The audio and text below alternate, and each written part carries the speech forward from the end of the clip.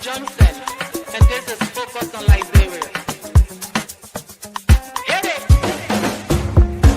From Cape Mount to Cape Palmas, mountain back to Atlantic Ocean, Obami Hills to Pocondre, to educate, elevate, and promote.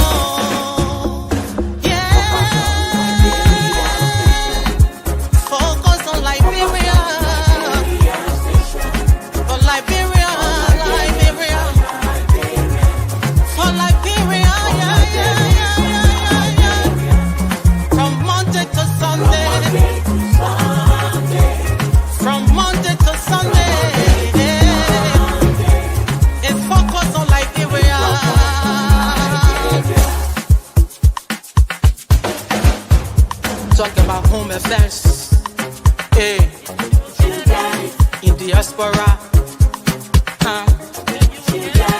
current affairs, hey, reliable information, history, ooh, talking about culture, hey, politics, education, entertainment,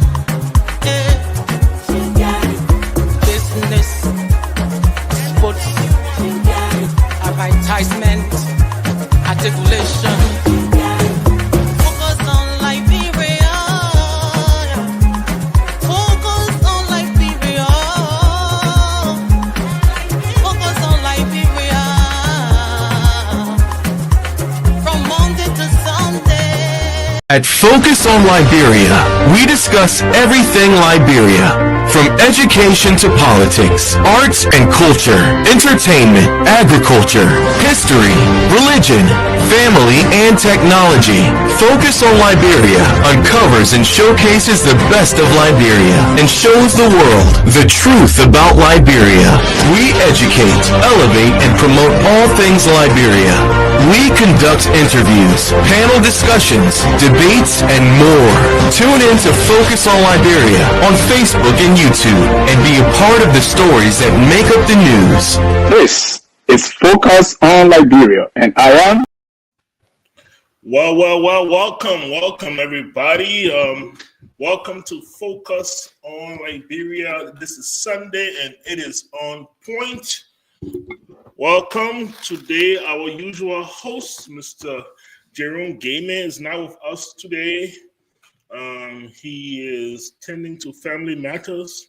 I believe he lost his brother quite recently. So as the head of the family, he's tending to that. Our heart is with him as he prepares to bury his family member and to take care of, the things that we do as Liberians when those things happen. So he's with us throughout the show. Hopefully next week he might join us depending on his internet connectivity. We'll see how that goes. But for today we're here. I'd like to welcome the gentleman today to the show. Mr. Tower, how are you doing, sir? I'm doing very good. In Houston. We having a lot of rain here. The cold front coming from Minnesota is coming down here. I hope we don't get the whole cold. But we're doing fine. I'm doing fine. Thanks. That's good. Man, look, if the cold out here when it reach down there, all your people boss again. I can't lie to you. So let's hope not. Mr. J. Victor Nangwe, how are you? The Progressive, how are you, sir? How are you this good Sunday? Hey, what's up, Mike? How are you? Mr. Tower, what's up, my brother? It's good to be here. It's an Eagles winning Sunday. You know what it is. We're glad to be here. I want to join you and also in wishing Jerome well. I know he's going to take care of his brother's removal, but again, it's an opportunity to also escape the cold weather here and enjoy the tropical weather for a few days, as well as I believe Jimmy is also on his way back in the tropical weather. So we do miss them, but we wish them well. Hopefully, Dr. Booty, he has something also come up right before we could start the show. So all the best to him as well. Yes. Dr. Booty did say that he sent in his excuse that he wouldn't be with us today. He has something going on, so hopefully it's not bad news. Hopefully it's something good, and we can end the bad news over there. With that being said, we have some great topics today. I'll go ahead and read all the topics, and then we can start. And I know a couple of people will be joining us shortly here. So topics for today. The first one here is LU gets brand new American president. Beat out 20 and more Liberians. Number 2, Boulevard Palace general manager death being investigated by police, and there are a lot of rumors of foul play that is being put out there. 3 is 2 violently beaten to death in red light after being accused of stealing a bike. What is Liberia coming to? 4 is police issues warning, putting an end to sidewalk sale of gasoline. You know, in the mayonnaise jar, I the man said I had to do. It said mayonnaise jar, I complete 1 gallon. Now police is putting an end to that. We'll see. If I'm not mistaken, as far back as Samuel Dotan, they've been trying to put an end to that gasoline selling on it, and they have not been able to do it. We'll see. We'll see if the Joseph Boyka police department is up to the task. And then finally, the 5th one is American President Jimmy Carter is dead, and we will just, give our input on that, and how it is. I believe he was the oldest president, the oldest living president, and so we'll give our input on that. Okay, so please share the show. Share it with your friends, with your neighbors, with your Facebook friends, your YouTube friends, and let's not be selfish. Let's see if we can share our discussion with people and get it going. All right, so go ahead, Mr. Tao. Let's just get into the heat of things. In the last 24 to 48 hours, it has been realized that the University of Liberia that has been closed for quite some time now has finally Joseph Boyka has finally gotten around to picking and announcing a new president. The news before this was that of all of the candidates, it had been narrowed down to 3, and those 3 had been forwarded to the president way before Christmas. And he was just sitting down on it. Nobody knew what he was doing. And then all of a sudden, boom, this announcement. I believe her name is Lily, what is it? Mapaya? I believe something like that. Yeah, Lily Mapaya. She's an American, married to a Liberian. And her academic record is pretty extensive. And you can see she's been in the field for a long time. But Liberians are giving out different feedbacks. Mr. Tao, what say you concerning this new announcement that came out yesterday? Yeah, I don't know the lady personally, and I've never heard of her, but that is not even really what the issue is when it comes to me. The issue here is that things like this are not surprising. This is not really like even a Boyka stuff, Boyka administration thing. It's a problem that we have in Liberia. We really don't know what we want or where we must go. We don't have a clear sense of direction. Because you see, when you're talking about education is not merely just about going to school, getting a degree, and getting a job.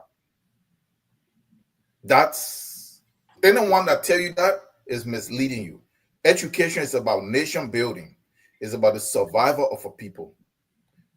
Your educational system sets you up for you to be able to compete. In this world, we are in competition, whether it's on an individual level and mostly on the national level. Nations compete.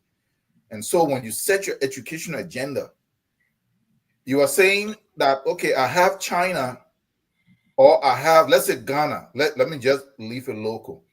Okay. What do we need to do for us to compete with them? So that is how you design your education, right? So look, whether we want to accept this or not, the United States or the guys, China, these are competitors. This is how it is. And if you think that these people are your competitors because you're competing for the same thing, good life or controlling resources and stuff like that. And if you take an American or a Chinese person and you bring them, you put them at the head of your university, the largest one, that's supposed to cultivate the kind of people that will be needed, set out the kind of programs and the kind of curriculum that will challenge them. What are they going to introduce? And this is one thing we have been taking, something that if we were trained in China, the people trained in China bring the Chinese ideology without trying to polish it and reshape it to where it can suit our situation. They want to force it exactly that way. And it doesn't work. It's the same thing coming from America. People come from here, they want to go and take the entire American experience, everything, force it right in. It doesn't work. So this lady coming in is not anything about what her background is, not extensive or extensive. But we are talking about the policy direction and the actual mentality and ideology. In terms of, she don't understand anything really on. I don't think she understands what the African really need and how they're supposed to position themselves for them to compete against her country. Forget about the fact that she's married to somebody that is a Liberian.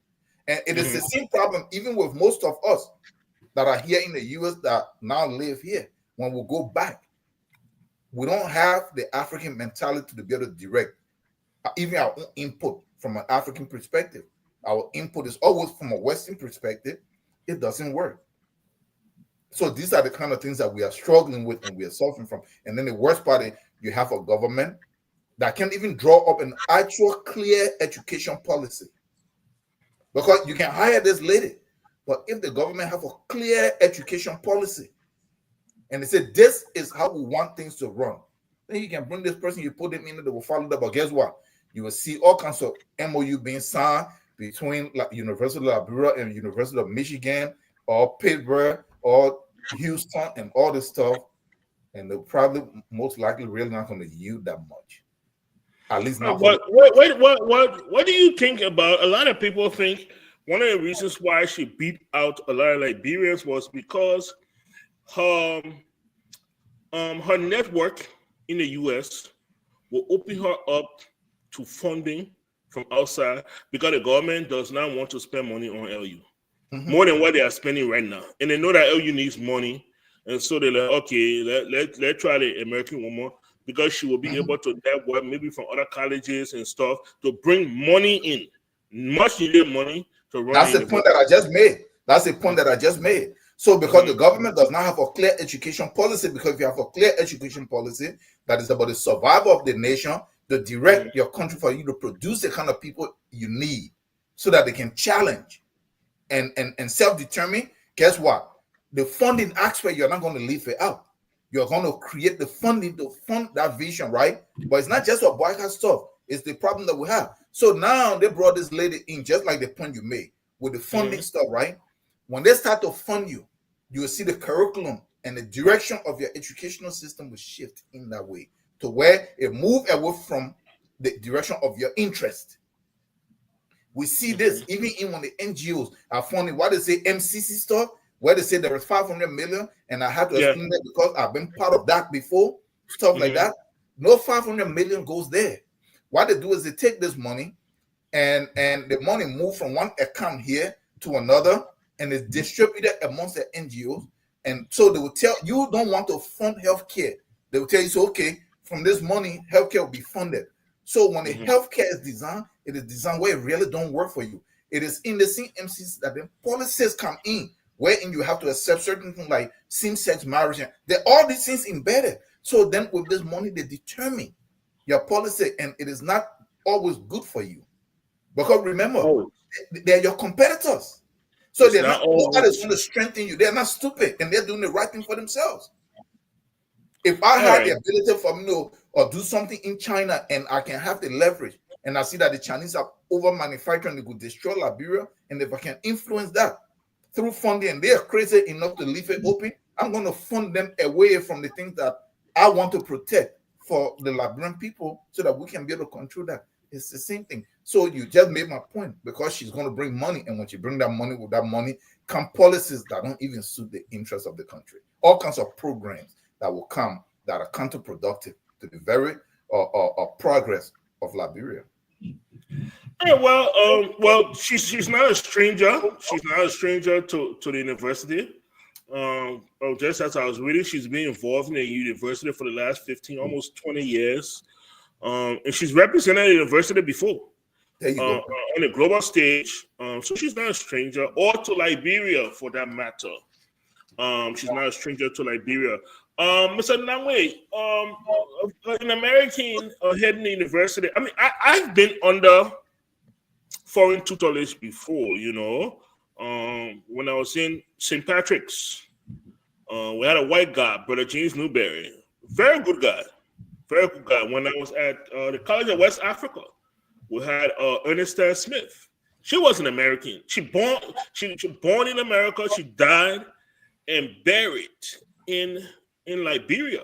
This was a woman that had all opportunities when the war was coming to be airlifted out of Liberia, and she refused.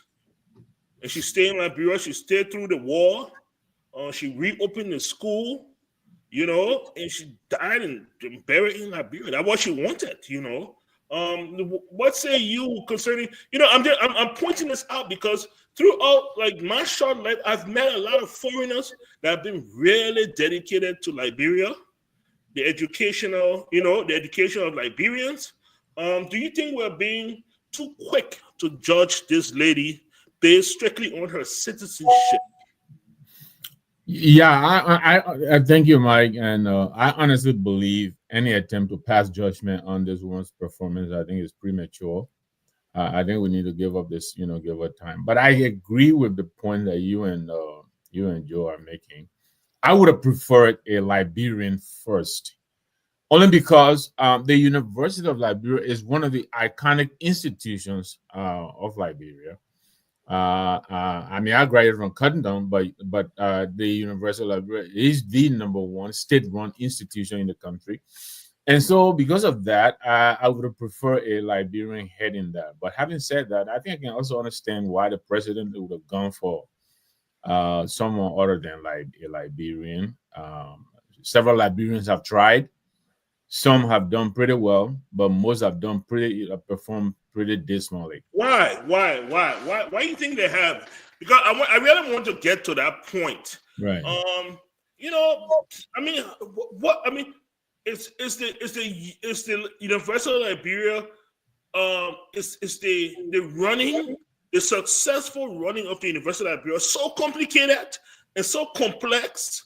No, that, I think what complicates running the University of Liberia for most of our Liberian presidents who have served in that capacity is just the Liberian culture. They come into the office with the Liberian way of doing things.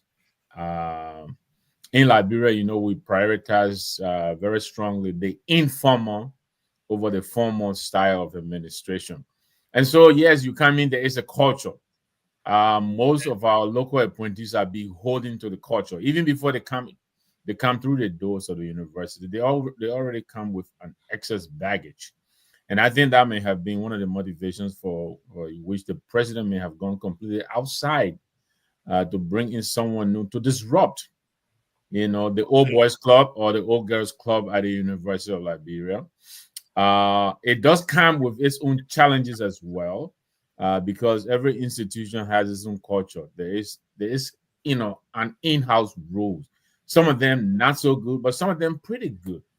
And so she not coming from the university culture. Yes, I understand she may have been associated with university briefly, some 10 or 15 years ago. So she may have a little bit of sense of what goes on at the university, but to immerse herself in the culture will take time. So she will have to cut her own path and find what works for the university and what doesn't work. And that is where it becomes tricky because time is exactly what she doesn't have. As you pointed out from the opening, your opening, the university has been closed for quite a while. There are a Yes. lot of people who are pretty antsy about, what goes on at the university. People are impatient. Some of the people get paid because they work there. I don't know if they're being paid while the university is closed, but there are students who are also out of school. Some of these students, they have timelines to accomplish certain things at a certain point in time and move on to the next stage of their life. So all of those people have been waiting patiently for the university to be reopen. You did say that the president may have been giving a license back in December or so. I'm not sure why it took him so long, but I think we should give this lady the time to see what she does. I slightly disagree with Mr. Tao. I believe Western education is universal, whether it is occurring in Liberia or is occurring in Europe or in America. I mean, we've all gone to schools here. We've gone to school in Liberia. It's not really that markedly different from what happens. And so I don't think there is so much that she's going to, that we have done to change, the style around the world as we all, went to school back home and also, have gone to school here. So by that, there are principles that apply to Western education. I think she, as you indicated, as he himself acknowledged, he has an extensive background. I think she graduated from Temple University right here in Philadelphia. I think she went She did go to Temple. right. I think she went to Penn State. I learned. She did go to Penn State. Wesley. She Exactly. went to Spelman. Yes. So I think she is ready. Let's give her the space. Let me ask you this: as you list off the universities, Spelman, Temple, Right. Penn State, as you list off these universities, right? So a lot of people keep talking, say, my man, when Soup ready again on that campus, that woman able to stand Soup. Right. When Prosa, Sim, and Studa, when all the them get ready on that campus, that woman able to stand that kind of heat. And that's a valid question. What do you think? We don't really see that here. I mean, besides Black Lives Matter, which have very strong outside influence, Yes. but you don't really see that over there. But Mike, I'm a product of student activism. I'm a product of the student militancy. I was the vice president of a link suit, so I understand what you're saying. But I do agree with those who say there is a limit. Look, we see that here, the Black Lives Matter, as you indicated. We've seen that here with the Gaza, Israel-Gaza situation. Yes. Right here in Philadelphia, students camped out for days, and then they eventually had to be removed. You allow the people to make their point, right? And then you find a way to accommodate and also tell them, okay, you've made your point, enough is enough. I think we need to bring that back to Liberia. I think the militancy is taking way too much of our instructional time. There are people at the University of Liberia who've been there for 10 years. They don't want to graduate. They just want to go under the Palava hut and get student companion and just spew out part of garbage. You understand me? When you take them out of that environment, they can't function anywhere else. I think that has to stop. To me, that is not militancy. I think that's counterproductive. So again, that's one of the things that I was telling you, that she may come in and disrupt that culture. There are people who are teaching and working at the University of Liberia who themselves are product of this very, very system that we're describing. And so they feel beholden to the system. You understand me? And also we know that the students have also at some point in time, they've also helped out with the faculty, the college, I think, or PAC or whatever is it, faculty. Yeah. So there is a kind of sympathy or empathy, if I may say, towards the student. We get that, but hopefully this lady is going to come in and bring in a different style of problem solving. You understand me? And then there is the whole corrupt subculture that exists at the University of Liberia. Hopefully, she is also going to help us transcend that. So I like I said initially, I would have hoped for a Liberian, but again, I can understand why the president may have gone this way. And I'm inclined to give her the opportunity to see what she brings to the table. You're muted, Mike. You're muted. Mr. Carroll, let me ask you this, because we're talking about past failures, stagnation at the university. Some people believe that other presidents of the university have failed. But let's look into this. Look, most of the people have not received the needed support from the government, and like Mr. Nangwe said, most of these people in the government are products of the university. Absolutely. When I was in university, the majority speaker, Richard Kuhn was prof for a country. That prof. I know him to be Richard Kuhn. Everybody call him prof. He was a accounting professor. Everybody knew him. He was a very good guy, very dedicated teacher. Prof. I still remember. He's now the speaker of the majority black. Look at how much they put in the budget for LU. Gafon from Boyka is from university. All these people experience what the university is going through. And yet look at the funding they have put in for university. And so how do they expect, whether it's this lady or anybody else, to succeed when they have refused to actually provide the funding needed to run a university? Let me just quickly come to that, Mike, before Joe comes in. Okay. The presidents, right? We know most of the universities get subsidies, but the presidents have to also get out there and identify, endowments and identify, funding. That's part of the president's responsibility. I don't think we've seen that a lot lately at the University of Liberia. I think that might have also been one of the considerations, the motivations for going to this lady again, with the network that you spoke about, that she seemed to have, gathered in her wake. It is hoped that she will also go outside of whatever subsidy that is being provided by government and come in and supplement that by how much she's able to go out there and fundraise.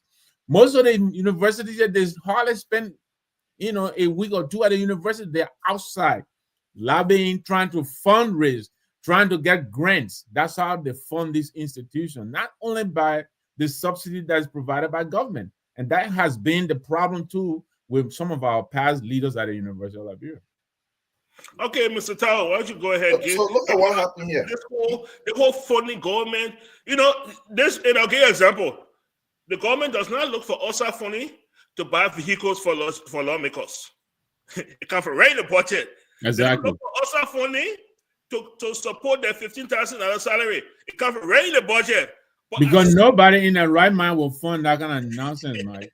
But as soon as you talk about education, they say, "Oh, let's look for the donor partners." Exactly. Yeah. So what say you, Chief? Look at what happened here. I think there is something that is misunderstood, or something that I said that probably was misunderstood. And let me clarify that. American education, as is mentioned, education is actually cultural. But it's not talking about the 1 + 1 = 2. That is universal. It's not talking about when you put a hydrant somewhere and you let the water run and the motor run, there will be power. Those are not West just laid claim to those things as something that they own or that stuff it will be. No. Even the technology that they claim to have here is not. So let's clarify that. So we shouldn't say. So when I meant Western, I'm not talking about in terms of the actual mechanics. I'm talking about the culture that surround it, the ideology. I went to school here, and if you go to school here, and you will find out that even the same quantum physics that you studied, the same fluid mechanics, you will find out the way in which it is taught, just the way in which the materials of instructions are organized, is to have for you to have a mentality that is Western leaning.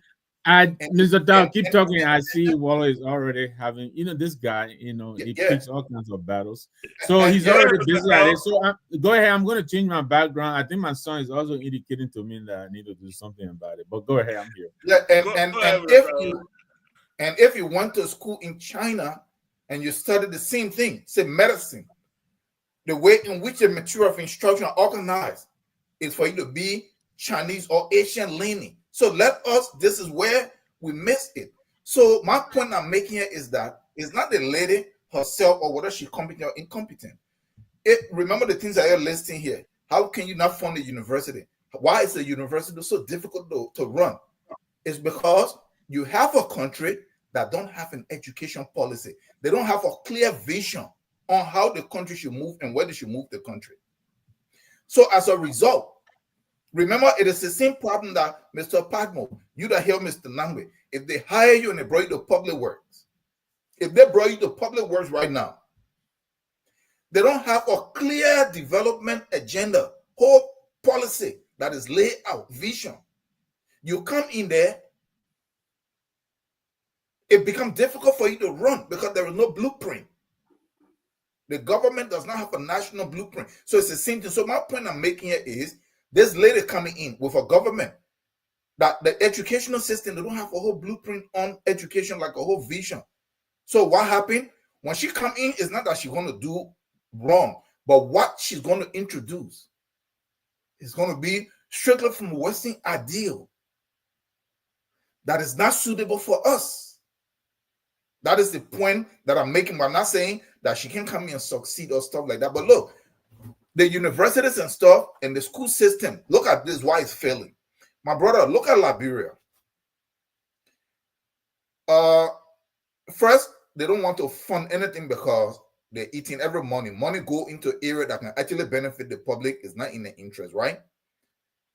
But let's look at this. Look at the university. Look at all the universities in Liberia, they're actually failing in terms of their output. And this is why. You are producing all these sociology majors and psychology majors and all these social sciences. That is not where Liberia is. You need the technical areas. So look at the curriculum of these places.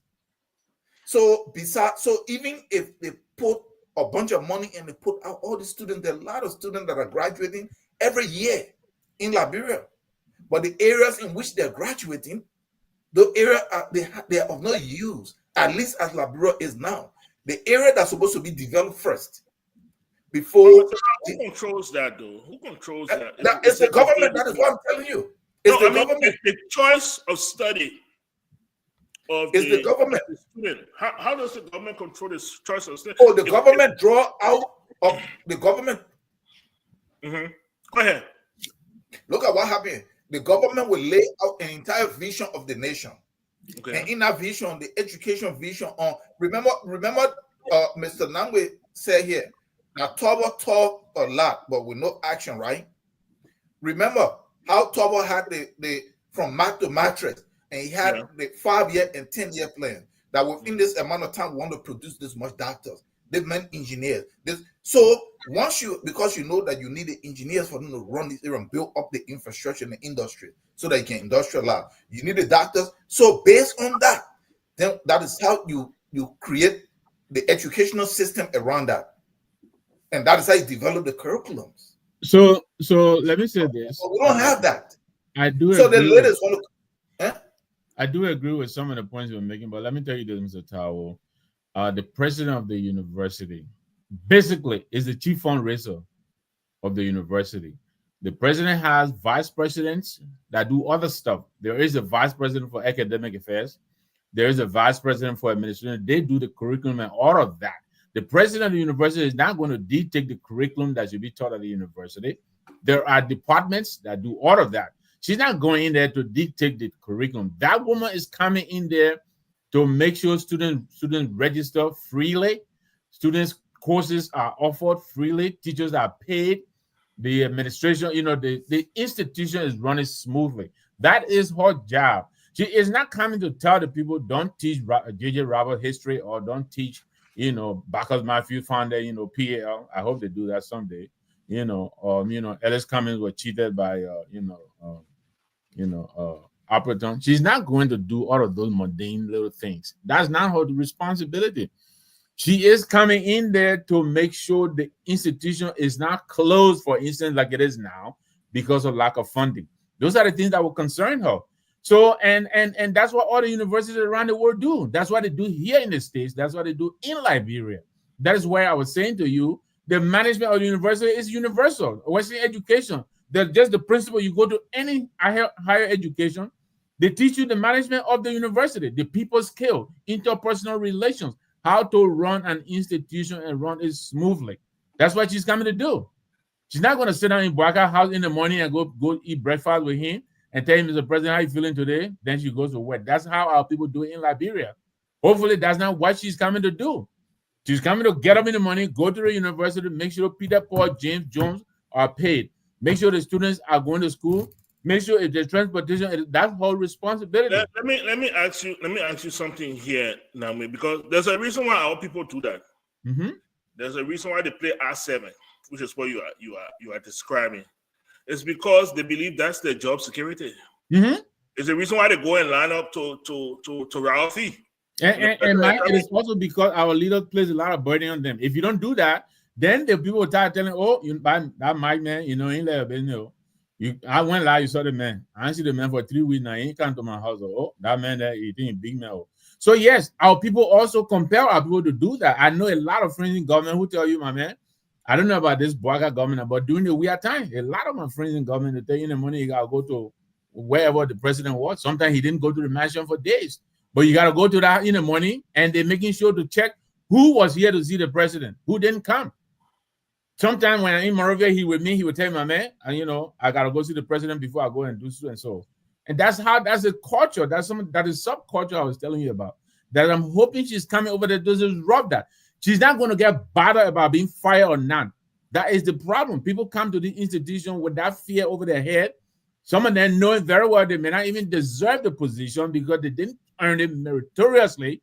They earn it by the president feeling whatever it is. So they'll be holding to the president. Let me they come to the institution with no plan. They only to serve that one president. And that is wrong. Before we go on to the next topic, let me ask both of you this. The culture of corruption in Liberia.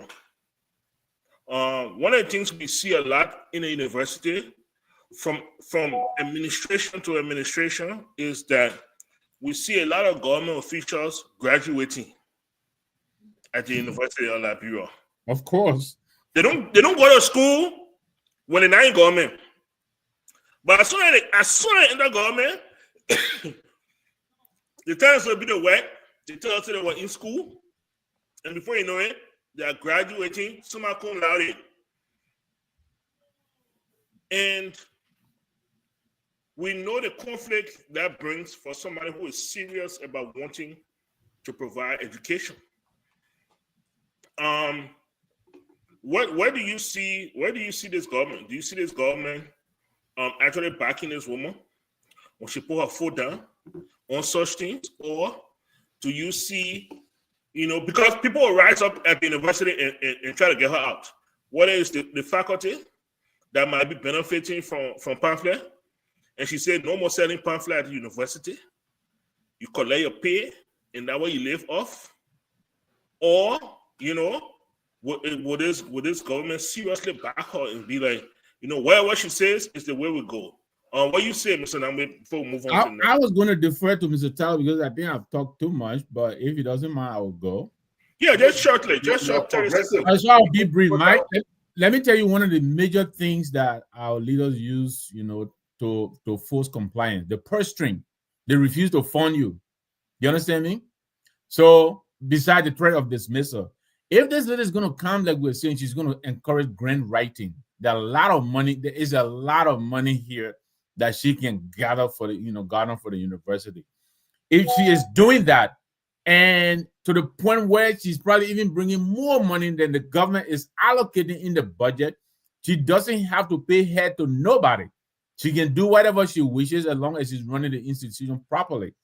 If she does that, she doesn't need to go to the mansion in the morning or to go wherever the president lives to go tell him good morning, how you feeling, how you slept. That's not her business. She's not the president, chief medical advisor. How the president felt last night is feeling nice, none of your business. Y'all people shouldn't be doing that.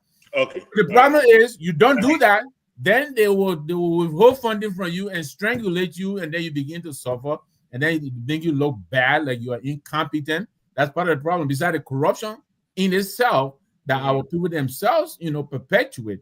So if she can come in, first of all, make sure she's bringing in adequate funding. That pamphlet thing you're talking about, wipe all of that out, but make sure the teachers are also paid satisfactorily, and blunt out the whole motivation for corruption. I think she will have a good time at the University of Liberia.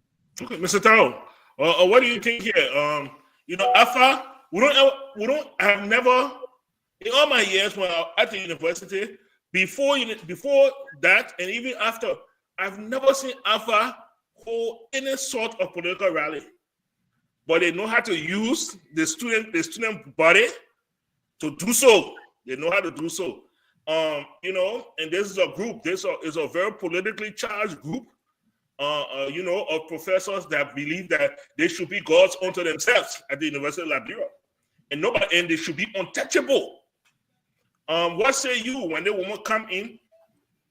Hopefully, want to change that corrupt culture that's at the university, and she gets the kickback. Okay, because she will get kickback from it. Yeah. So look at what happened here. On the surface, right? Just the professors on the surface when it comes to selling pamphlets and other stuff. But the teachers, yes, corruption is something that might come in that form, right? But I believe that the teachers started doing that because if you are not getting paid, it's just like we kid ourselves. Okay, so there are people that work for the government in other areas. They don't pay them for 4 to 5 months.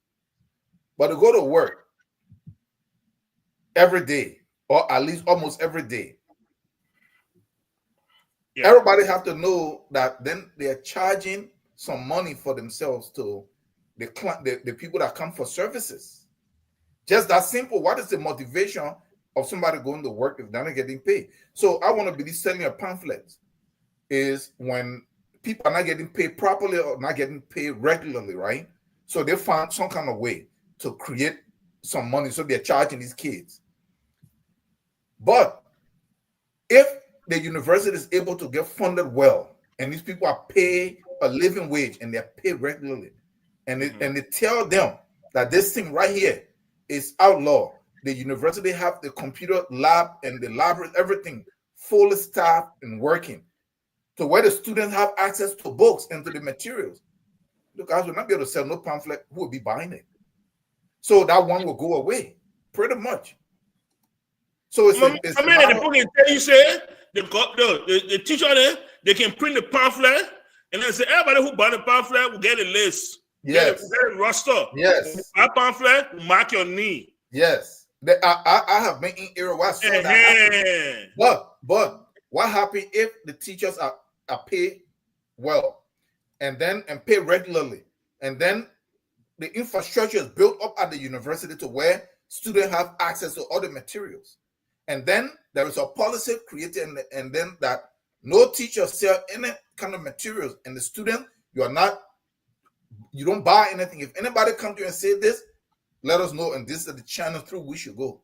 Guess what? The teacher will not take that risk, the professor, so that they can lose a good job.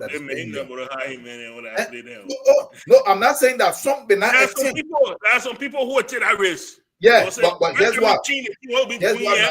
They will take the risk. It's not that they're not going to take it, but then the penalty that come with it when there is a policy put in place. Where the problem is going to be now the government.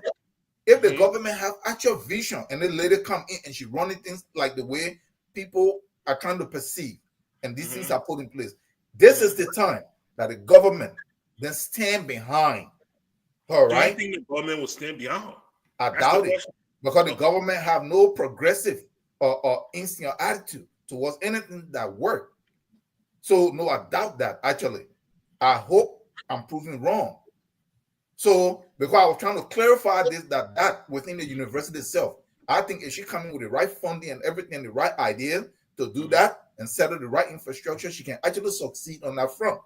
But where she will have problem is with the government actually support her when the professors are still trying to force things because this is a whole clique, because they want to collect their pay and also make the extra money in the side so they can pay girlfriend rent. then the government now, if the government does not support, because she will not need the government support in order for that particular policy to actually take root and actually blossom, right? So that's the whole thing. But I doubt it that the government will support her, because remember, like what you said, most of the government officials, look at Jefferson Koji. He was always holding cutlasses, walking around everywhere where there was some kind of small stuff. He graduated. Which class did he go to? So with the kind of stuff, so that they can justify holding those positions. So then the government will feel reluctant because they're complicit in the stuff to maybe back or if you want to bring actual change. But look, Liberia, the university, before, let me end on this. The university problem, just like everywhere in Liberia, is not funding. Funding is really not the problem. Like we say here, oh, let us raise domestic revenue.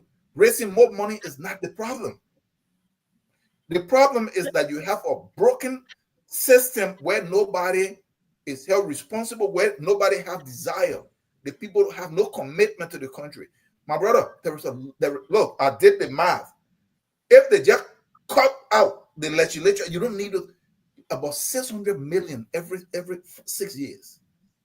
At least you can save and invest in the country. So in 2 presidential terms, you can build a lot of stuff. So the money is there.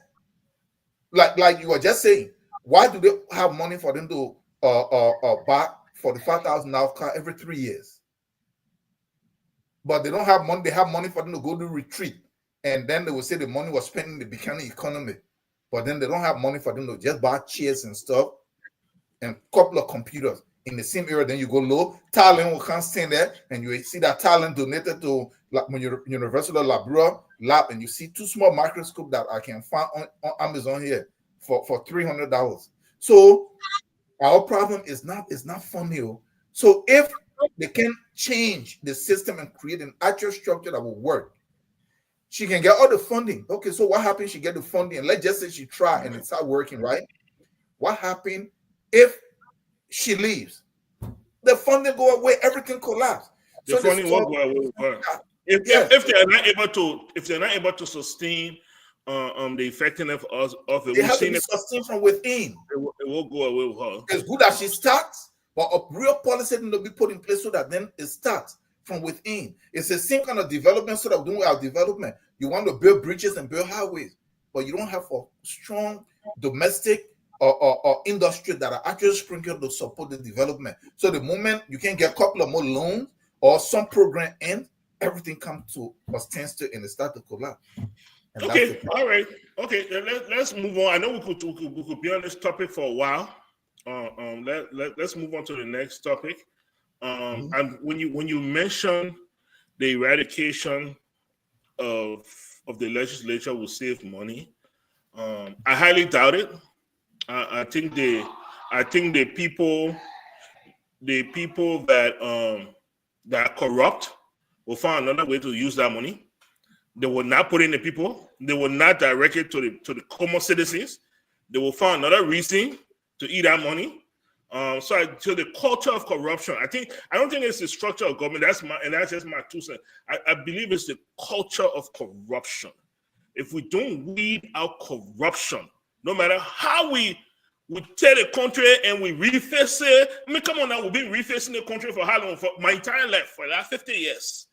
We've been restructuring the country. And the only thing that has been constant from government to government, structure to structure, new constitution, war, everything, the only thing that has been constant is corruption. It has, even any look at that corruption, vampire, every time we try to kill it, come by again in a different. This is the mother of it, so what? That's why she recognizes it. Well, sometimes that's what it takes. All right. So our second topic here, we'll try to move along here a little faster about topics because there's 5 of them. I want for us to get through all of them. So, the general manager for Boulevard Palace, passed away. So the first news we heard was that he had drank a caustic soda, and it had eroded his insides because it's quite caustic. Now they call it caustic. The very name spells out what it does. And we've seen this in Liberia before. I've dealt with many organizations who are working with children who have mistakenly drank caustic soda. When you heat it and it turns into this liquid form, it's as clear as water. I don't understand why is this so prevalent in the society. I know it is the chemical itself is used to make soap. And people make a lot of local soap, and that is the chemical that is used. But I mean, for it to be so prevalent where children are taking it for water and drinking it, and basically eroding their esophagus. And if I tell you the number of children that have G tubes, because they can no longer drink, it's just the numbers are just crazy. But this one, some people know, one, because it look like water. Two, people know that it is quite deadly. And all of a sudden, this man, we hear that, this is what he drank. And everybody are wondering where caustic soda coming from? How did he drink it? Why would he drink it? The next thing we heard that it was attempted suicide. And then the mystery began. Now, let me try and connect this. We've heard the name Boulevard Palace in the news before, right? There was a point in time when Speaker Fonati Kofa mentioned Boulevard Palace, I believe it was room 1026, and that this particular Boulevard Palace hotel room had been used for budget negotiations. And then all of a sudden, we see Boulevard Palace general manager in some sort of suicidal thing. Mr. Namba, let me start with you here, and then I'll go to Mr. Tao. What do you make of this? Now the police have opened an investigation. Yeah, Mike. I have heard some of these, pronouncements by many people, but it's just like we said with the burning of the Capitol building, and many other institutions. Mr. Tao, can you hear me? Yeah, hearing you. I'm listening. Okay, because Mike dropped out. Okay, I think we should let the investigation. And I can understand people's anxiety and their inclination to begin to impute motives to these things, and it's simply because most of our investigations, they take forever. Some we never even get the results. So I can understand people's motivation to want to quickly interpret what they see, but we don't have the facts running this case. And I think, again, any attempt to begin to explain away, unless they have the facts, which we don't have. I've heard people talk about the existence of some video. I have not seen that video anywhere. Have you? I have not. I have not seen the video. I have not. I've heard of the video. Yes. I have not seen the video. Exactly. So all of these conspiracy theories, I don't think they help the situation. It's unfortunate. An individual has passed away. I am also aware of the speaker's mention of that room 1026. I believe during his first appearance on Spoon TV, he indicated that that's where, people go, legislators and other people go to try to manipulate the budget. That he did say. But, there are questions. For instance, this man was the manager of the hotel. But what about the IT team that was directly responsible for monitoring and administering the equipment, the technology? What has become of them? They had to first record this video for the manager to be in possession of it if he did have it. Mm-hmm. So I think until the facts come out, I think it's just premature and I think it's wrong and irresponsible for us to sit and begin to just imagine, I heard Kun whoever was, they went to this man, pressure him, all of that. I think it's wrong, because what it does is it muddies the water and it complicates the investigation. So I think we all need to pull back and let's give those in charge of the investigation the time. The only thing we can demand of them is to be a little bit more nimble and much quicker on these kinds of matters. And some of these things, it may not take too long, but they take forever with every investigation. And by the time they come out, people have moved on to other things. That would be my only suggestion to them. Mr. Tao, so Mr. Now we're saying, yeah, let's get a police chance. But normally a death occurs. The police don't open investigation to every death unless there's suspicion of foul play, and then they decide to investigate. And what's your take here? The fact that the police is investigating. Look at what happened here. Every death have to be investigated. It's investigated. They're investigated along so many fronts. It could be medical investigation, like when they issue a death certificate. That's an investigation, because they do that and then they find out the cause. And then if the police or law enforcement get involved, then it is a criminal investigation for them to find out how that death occurred.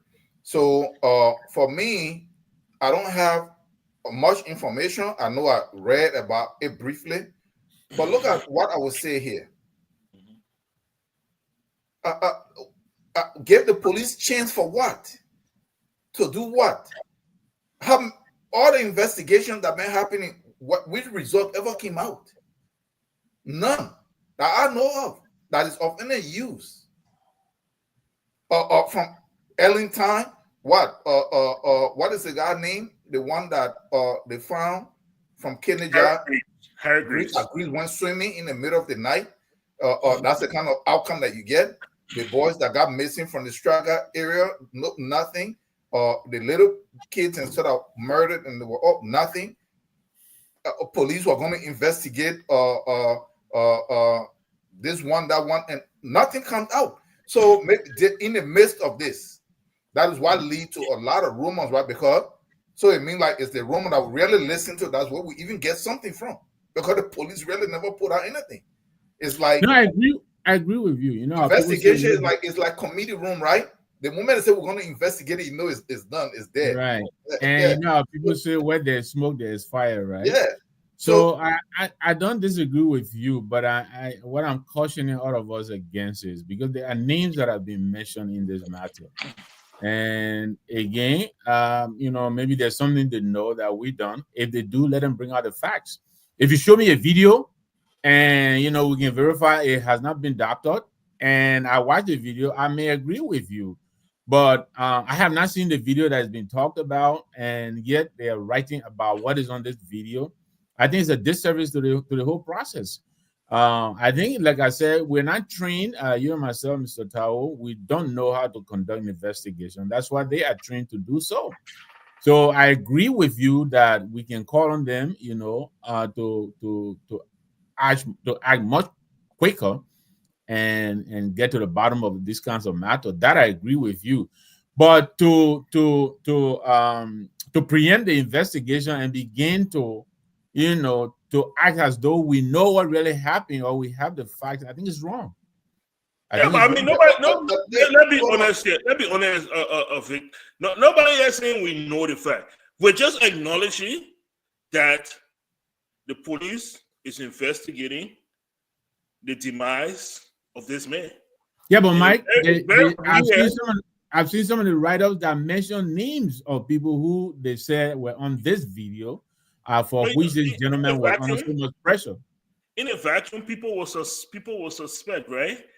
And and everybody has a motive, Everybody has a motive, and people try to pull themselves into, or pull things into others, and that's a way of the human being. I won't even say that's a way of Liberians. But the fact that the police is investigating right now, they're looking into it. That means there's a suspicion. Something they must have found out. Right. Something they must have, at some point in time, they must have been presented with, whether by the medical people who did the examination of the body, or Right. their own team who went in to examine maybe where it happened, or Right. the people that they interview. Something they must have gotten from there. And I agree with you absolutely, Mike. Even here in the States, there are cold cases here, but most of these cases, when they happen immediately, they put out a call. This is the age of technology. Everyone has a cell phone. Someone may have recorded something. They'll go out to the people and they do everything possible. You've seen some of these people, somebody's on the run before 3 days later. Maybe he committed something in Jersey. Sometimes they find him all the way in Houston. But that's because, they are coordinating, and this is what we expect the cops to do. But I agree with you guys. They take way too long to close some of these cases, and I think it's unacceptable. But by the same token, I think it's also wrong to begin to act as though we have the facts. I'm not saying we on the TV, on the show, but I've read on social media some of the expressions that people have made, and they're accusing other people of being, responsible for this incident when they're not providing the facts. They talk about a video. I'm not seeing, although I've seen the photo, which is concerning. How did they get a photo? Maybe there is a video that accompanied this photo that we don't have access to, but I haven't seen that video. So I can't agree with what they're expressing. Mr. Tao, do you think we'll ever get the final the final report on the investigation? Do you think we'll ever see it from the police? No, I doubt it. And this is why. And my brother Nangwe said that we don't know about investigation, but the guys are trained. No, they are not trained. They don't even conclude any investigation. I don't know any investigation that they ever concluded. When you go to Moravia and you go to Moravia in the morning and the guy not going to do it, can't ask you to train and then you train. Oh man! No, go ahead. So they are not. Yeah.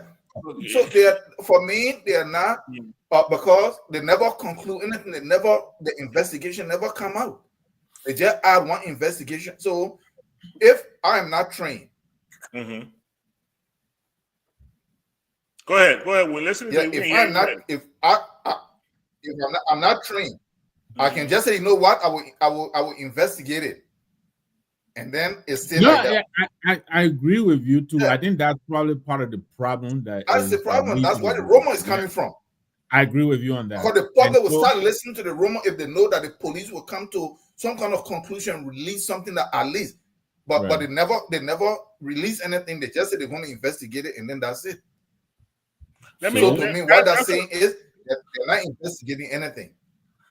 So lack of lack of public trust with our law enforcement agencies. Now, that's a very good segue. Quite recently, we watched horrifically the murder of two gentlemen in the red light area who were suspected of stealing a motorbike. They were mobbed. They were mauled to death by the mob. Even as the body lay lifeless, people were still attacking the body. The justice minister has spoken against it. The police, the director of police, has mentioned this, and that there's going to be an investigation. But what drives a society to this point? I mean, we're talking about the lack of public trust when it comes to our law enforcement agency. And I cannot help but somehow connect the two, where the public is now taking the law into their own hands.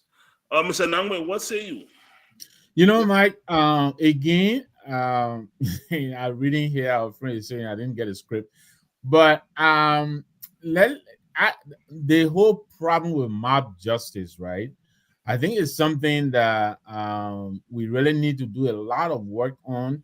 It has to be discouraged. Again, it leaves off what we were just talking about. I think is a direct result of lack of trust in our investigative authorities to do a good job. Because I know of stories where people say these kind of people, they rob you, the police come and take them away within hours. They are back out on the streets. Mhm. Our people don't understand how they are processed, what happens to them, how they get back on the street. So Mhm. that suspicion is there.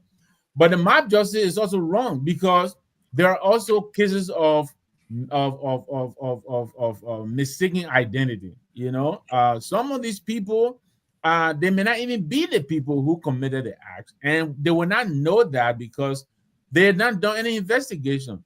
Mhm. I've heard cases of people being wrongly attacked and hurt, and sometimes even killed Yeah. unnecessarily. So I think I decry mob justice. Yes, I go to Morovia all the time. We're all worried when you're in the streets. You never know. This acts occur where people want to move on you and attack you. I never experienced that, but there is a lot of suffering in Monrovia. You go to these business areas. There's so many people there. Asking for help here and there. And I know people have attacked people at night and all of that. I have never experienced that, but the robbing is a problem. I get that. I hope the authority will get on that. But mob justice is also wrong.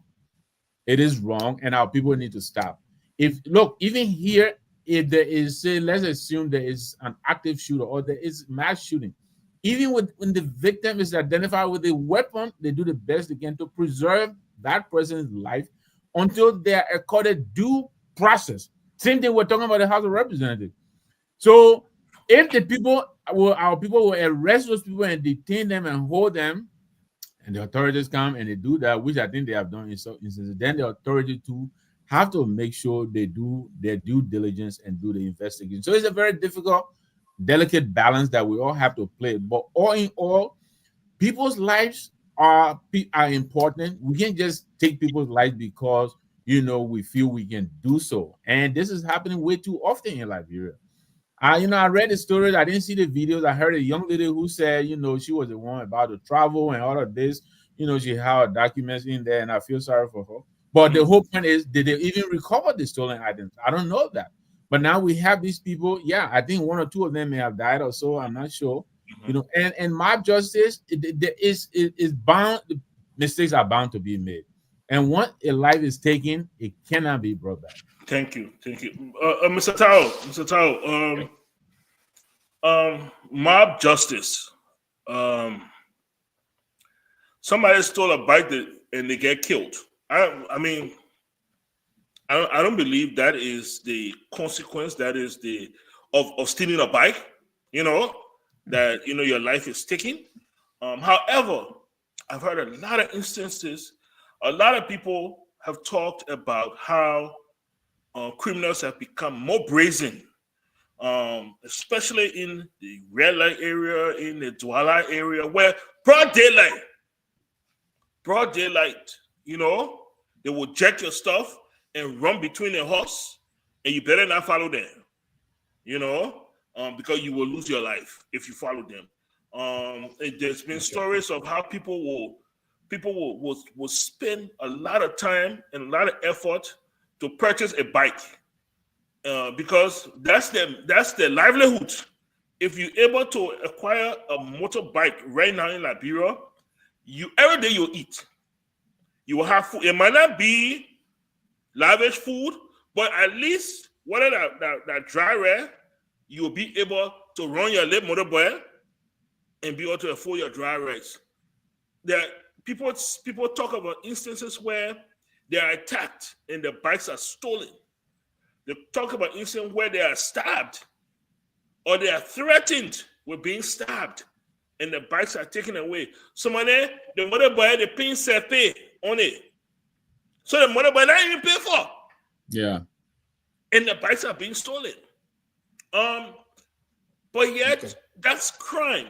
And we have government whose purpose is to serve and protect. And the citizen does not feel protected. So now they're taking the law into their own hands. How do you then say, leave it on us, but they are not effective? Okay, so I will address this from a couple of perspectives, and I will come to the root cause of this stuff. I will give you two scenarios. One of them, my cousin, he stays in Kesley Boulevard. Okay. I'm sorry, Mr. Tao. Just Mike, I think Anthony is in the back or he's trying to Anthony, get now in. you know back here. Too. Okay, all right, go ahead, Mr. Tao. Yeah. Don't mind. Okay, so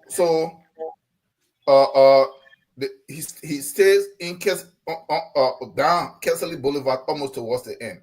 So when they come, I think they get down at Barnesville Boulevard. I think that's where, and then they gotta go in. You know that our whole area is manned by criminals. So one night he comes home, he's going, and this kid come in, couple of them with long blades like sword, and they put it to his neck. They took the company laptop. Yeah? They took the company laptop. Yeah.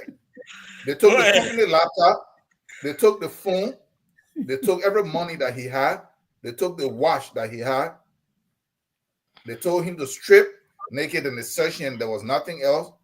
And then they beat him with a cutlass and they told him to go. Wow. We got the information. I was here. He kind of saw their faces, gave the description. I called a couple of people that I know and people there was coordination with. In a couple of days, they were arrested. To even come to arrest them, we had to start paying all kinds of money to transport police. They were brought to Central. That is where they were brought. We had to feed them. We had to hold them. I'm just giving this stuff here. Mm-hmm. Then we retrieved the laptop. We retrieved the phone. The money was gone. The phone was gone. And then after some time, they freed them without even our knowledge. There was no trial. They were free. So I'm giving that scenario. So if you have a system that functions like this, what it will lead to is that people will avenge themselves pretty much right on the spot if they can. That's one aspect. I was in Liberia and I was in red light. There was another scenario, and so I parked. They have a GT bank. I came and I parked in front of it because I went into the bank. I got some money, and I started walking. The moment I got out the bank, me and one of my friends, I had my phone in my hand. I was holding it like this. So I scanned the area first. I go look. I saw three guys. One of them crossed in front of me. The other two started coming across. The other one crossed. So they were getting close. So I stopped. And I said, I saw you guys for the last 2 to 3 minutes from over there. If you get close, somebody regret it. I raise my shirt up. They look, they all scatter. But these are the kind of things that happen in Liberia, right? But the government. Wait, this gotta be because you shouldn't your six pack. Yeah, you sure it's coming. You sure it's coming. But these are the things that are happening. But the government is unable to really stop this in terms of like to say, oh, they have to discourage. It's not about discouraging it. My brother, if you go to Liberia, I would say, modestly, at least about maybe 60 or 70% of the population are youth. Young men have energy. They have desire. They have zeal. They are idle. No opportunity, no hope. You know that is an explosive force. In every other country and society, they recognize this and you absorb them into something that take away the time. Anything happen on the road, small, they say somebody car hit something or somebody slapped somebody. My brother, within 5 minutes, you have almost maybe 300, 400, 500 young men from 12 to 18 to 21. They're not doing anything. If they were busy as they've been taken into like maybe working in something to train in school or pursuing something, they won't even be available. So the point I'm making here, unless they address the economic aspect and creating some kind of thing that absorb the kids and give them a chance that there is future, there is something they can work towards, that if you don't follow this, you could lose a lot. But they look, what do they have to lose? Nothing. unless those things are addressed, what we are seeing here is going to get worse. It will get worse. That is why when we're saying Liberia is sitting as a time bomb in terms of how did the war happen? When the Doe government came to power in the 10 years or 9 years, they neglected pretty much everything, started going down. People started becoming hopeless. You had youth population that were ripe for recruit. All it takes is for the right moment for somebody to just say, that's a whole army that you see across the country. So if the government actually knew this, and the officials actually knew this, they need to actually try to invest in the youth to do human development. So this is actually the problem. So this is not just about, oh, it seems like with the drug. You go arrest a couple of people here. These kids don't want to do drugs. These kids don't want to just sit around. These kids were not born. For most of the kids, remember, they are orphans of the war.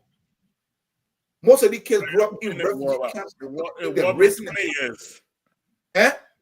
Oh yeah, years now, though. No, the war ended what, around 2006. Some of the kids, their parents were sick, they died. Some of them, they don't have nobody. They are raising themselves on the streets. So let's look at the U.S. Okay, let me close with this. You know, I went to school in New Orleans. New Orleans is one of the most violent cities in the U.S. It is. New Orleans is one of the poorest. That is why it's more violent. All opportunity is so denied in that place that there is nothing there. Everywhere where the white people are, that is where they move opportunities, and they left New Orleans in the middle to die. As a result, there is a lot of crime. But the moment they start to improve, someone start putting programs, you see the crime rate start to go down. It's the same thing. Yeah, I mean, poverty and crime are bad partners. That's an established fact. That is an established fact. And so we come all back to our first topic here: education. And how do we revamp our educational system? Whether it's the University of Liberia or it is elementary school, and to give our people hope, or trade school, as you said, to give our people hope. So there you go. That says a lot about the challenges of Liberia, and what we are discussing, how everything is just kind of interconnected. Let's move along here because we're kind of running out of time. But here we go. So we've talked about the lack of education, or the challenges of education, of educating a young population. Let's put it that way. And then we've talked about the distrust of the population in our law enforcement agencies. And so now there are a few people that are trying, right? They open a small little market or the little hustle, and and they're trying to do that to earn money instead of going and joining Zogos and gangs. They say, okay, look, let me just put small little market together and sell my gas on the sidewalk. The police has come up now and said that will be no longer allowed. If you want to sell gasoline, you got to open gas station. How many people are able to open gas station? And going through all of the regulations it takes to open gas station. Whereas the little sidewalk stuff, basically, you go to FPRC, you hang in the back for a while, and when a minute pour hole in the line and hold the gas, you will get your own barrel, and you can't sell it, and you start from there. Now the police is saying you can't do this anymore, which is right. Let's be honest here. That's a very gas is highly flammable. Selling gasoline on the side of the road like that is extremely dangerous.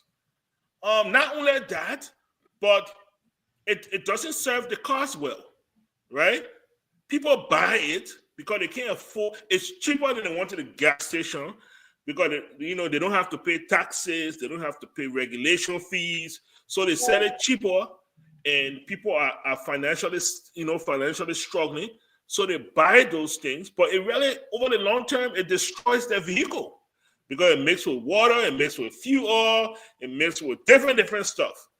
And the police is stepping up as they should because government is losing revenue. Let's be honest here. Because if you don't sell it in the gas station, government cannot collect taxes. If government cannot collect taxes, they can't improve the educational system. They can't improve the government. It's just everything is just interconnected. But how do you do this? So when you drive these young men out of their daily hustle, what do they have to turn to? What's for you, Mr. Tao? No selling gasoline anymore in the man's car. Look at what happened here. What led to people to start selling gas on the streets? That is the first thing that we should look at. Because if the government is going to come up with policies, then they have to look at what was the inception, what led to the inception of this. And we'll go back to the same thing. If when people don't have opportunities, look, I look into the gas business in Liberia. To develop an entire area and then have gas stations and stuff. Not for me, it was not for me to actually run it because I can't deal with the everyday running behind people that they're stealing my gas money, but was to lease it out. And just the process that it takes to even just build a gas station, like all the red tapes, because I looked into it first, like to actually open several like a franchise. Man, they can't even let you get in. So if people who even wanted to get in, you create so much restriction. It's just like the same with importation rights. Why should there be all the requirements? Why? So it's like it's a protected area. So then people that probably could have come together to maybe start somewhere, they started doing that or no opportunities, right? But if the government was going to do this, let's just say it's right. Because a lot of people are getting hurt, people are getting burned, places are just innocent bystanders and innocent people. When police is coming, they're running through coke shops and the thing drop and the whole place just go in flame, right? But for you to do that, we know that this has been a problem. What was okay, and you know that now this is an industry, right? It's running and people are living off of it and there are no opportunities. Because if you tell somebody, don't sell gas, you have to direct that particular population to something, at least an alternative. The same reason for which nobody will sell a red light has failed. The same reason for which motorcycle people will not drive on the street have failed. The same reason keke is not going to be has failed. That's the same reason this one will fail. Because you are trying to just take action without putting an entire framework in place to absorb these people and give them an alternative through which they can channel. So these are all this stuff is going to create temporary disruption, chaos, and probably more people are going to get burned because they're still going to be selling. They're going to be running from the police through places where there is fire, like it has happened before, and just like that. So we don't have an actual policy, like in just generally that we want to function by. The pimping boys, aren't they back on the street? They're all back on the street. That's the whole economy. Look, the way you stop these things. In fact, if those boys were to go away, let's just say the gasoline people that are selling jars, if they were to go away, it will create an entire disruption, even in the fuel stuff, like fueling and like gas stuff. Because man, you go to Liberia, how many gas stations do you see? That's true. How many? Can the gas station serve the demand? Few that you see. So you don't even have the infrastructure. So if they identify stuff like this, if the government were actually government that's trying to work, it is bad. You have to stop it. Develop a program. Do something to come and talk to these people and see how you can organize them. If it is some kind of grant or loan / grant, because it's microloans, yeah, that can absorb them. Stuff like pimping, all these things, they're similar. Why are people using this? That one small road, Tubman Boulevard, the traffic that is over there in the morning. People will try to move faster, but what happens? They start developing the roads very well. You think the amount of risk, you think people really want to take that risk? The kind of injury that is on motorcycle. I have been pressing, I see people, they almost their entire ear come off. And people know this. So develop alternatives, build more roads, improve the roads, make them wider. Cars can move very freely fast to get to at least most of the main area. Guess what? Pen will almost die a natural death. But you don't want to solve the infrastructure problem that led to motorcycle coming in. You want to just come and ban them. It's not going to work. So it's the same thing with the whole gas stuff. It would not work. All they're doing, they're just creating Christmas and New Year money for the police so that they can harass these kids to get some money from them. After a while, they leave that one. And we then came over there to red light. Nobody was breaking people's structure. Now, I know people over there that spend tens of thousands. I helped some of them to build over there so that they can make their market. They came over there without warning nothing. They broke everything down. That Omega area with all the money that they allocated, they ate that money. You are taking almost 20,000 people from red light. You build a structure that is only 3,000 or maybe only 1,500 you expect for them to go. How do they fit in that place? Snakes were biting people over there. I know some of the people that got bit with snakes in that new Omega area. They had to abandon it. They came back to red light. So this is the problem. So they will not even work either. Mr. Nangwe, Yeah. so you stop the people from selling in the mayonnaise jar. So now you are creating unemployment, basically. 1. 2, you're going to force commercial drivers to buy gas at a higher price. All right. So, of course, they're going to pass the cost on to the passengers. That's going to raise the price of transportation, Right. which directly raises the price of commodities across the board. Because Mayata that bringing her potato green from Bonafide to Relay to Seh, and the pickup driver, instead of charging her 1,000, he charges her 1,500. She's going to pass that 500 over to the consumer. So all of a sudden, your potato green bundle going up. But then again, we demand from the government improvement in our society. How do we do this? Well, let me agree with some of the points that you and Mr. Tao have made. First of all, gasoline is very flammable. I agree with you. And storing it like they do is dangerous. But let's be honest, the accidents from gasoline fire, they're pretty few in Liberia. I don't recall there being that many accidents as there should be because of the way the gasoline is stored. And I agree with you. The ones that's on the roadside usually they're cheap because one, they don't pay that much taxes, I think, but they also add a little bit of other stuff to it to expand it. I am a direct victim of that. When I work in Liberia, I work for the National Readjustment Commission. In the 90s, we used to kind of trail ECOMOG as they capture an area. Will bring those young people as combatants and bring them home and try to kind of retrain and reinsert them in the society. So we used to follow them, and sometimes we'll leave like 5 in the morning. I remember somewhere Owens Grove going to Buchanan Way there. Yeah. We had to follow them, and the office picker slept with me. I didn't gas it up. I forgot.